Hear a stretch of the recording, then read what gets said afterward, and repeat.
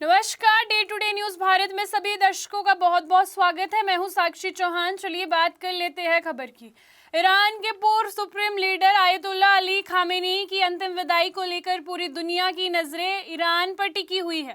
सबसे बड़ा सवाल ये है कि उनकी मौत के करीब 4 महीने बाद अंतिम संस्कार की रस्में क्यों शुरू हुई और उनके शव को इराक क्यों ले जाया जा रहा है। आइए जानते हैं इसे आसान भाषा में। सबसे पहले आपको बता दें कि अमेरिका और इजराइल के बीच हमलों में अली खामेनी और उनके परिवार के कुछ सदस्यों की मौत हुई। इसके बाद अब उनकी अंतिम विदाई का कार्यक्रम 3 जुलाई से 9 जुलाई तक रखा गया है। शुक्रवार को ईरानी झंडे में लिपटे ताबूत को तेहरान के एक बड़े धार्मिक स्थल में उन्हें ले जाया गया, जहां हजारों लोग उन्हें श्रद्धांजलि देने पहुंचे। सरकार का अनुमान है कि अंतिम विदाई में 1 से 2 करोड़ लोग शामिल हो सकते हैं। इसी वजह से तेहरान में छुट्टियां घोषित कर दी गई है और सुरक्षा के लिए हजारों पुलिसकर्मी और सुरक्षा बलों को तैनात किया गया है। अब सबसे बड़ा सवाल है कि आखिर अंतिम संस्कार में इतनी देर क्यों हुई। विशेषज्ञों का मानना है कि इसके पीछे 2 बड़ी वजहें हो सकती है।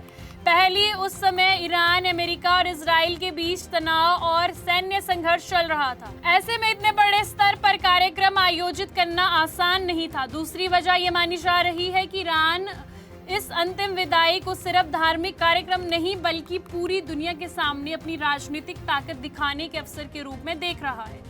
इसीलिए तैयारियों में काफी समय लग गया। अब सवाल उठता है कि इतने दिनों तक शव को कैसे सुरक्षित रखा गया। हालांकि ईरानी सरकार ने इस बारे में आधिकारिक जानकारी नहीं दी है, लेकिन विशेषज्ञों का कहना है कि इस्लाम में आम तौर पर शव पर रासायनिक लेप की अनुमति नहीं होती है। इसीलिए माना जा रहा है कि शव को विशेष कोल्ड स्टोर यानी अत्यधिक ठंडे तापमान में सुरक्षित रखा गया होगा।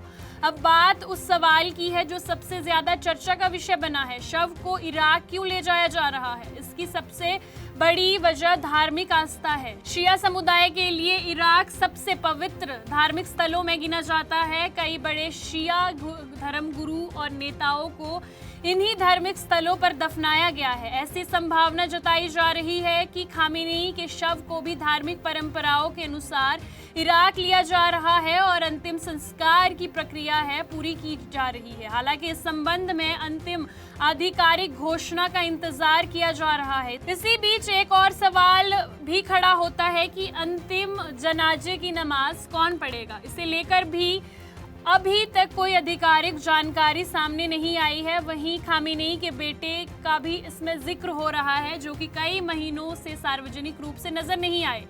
इससे कई तरह की अटकलें लगाई जा सकती है। फिलहाल ईरान में अंतिम विदाई की रस्में जारी है। इस पूरे कार्यक्रम पर दुनिया भर की नजरें टिकी हुई है, क्योंकि इसे केवल धार्मिक आयोजन नहीं बल्कि ईरान की राजनीति और कूटनीति ताकत के प्रदर्शन के रूप में देखा जा रहा है। आने वाले दिनों में ये साफ होगा कि अंतिम संस्कार की बाकी रस्में कैसे पूरी की जाएगी और इसमें किन किन देशों की प्रतिनिधि और किन किन देशों के लोग शामिल हो सकते हैं। यहाँ कंस्ट्रक्शन में हम क्वालिटी से नहीं खेलते हैं।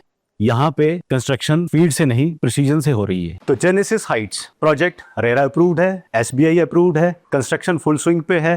दैट मीन्स आपकी इन्वेस्टमेंट 100% सेफ है। तो चंडीगढ़ यहाँ से मात्र 4 मिनट, एयरपोर्ट 10 मिनट की दूरी पे, Decathlon, DMart, KFC, McD, everything within 2 minutes.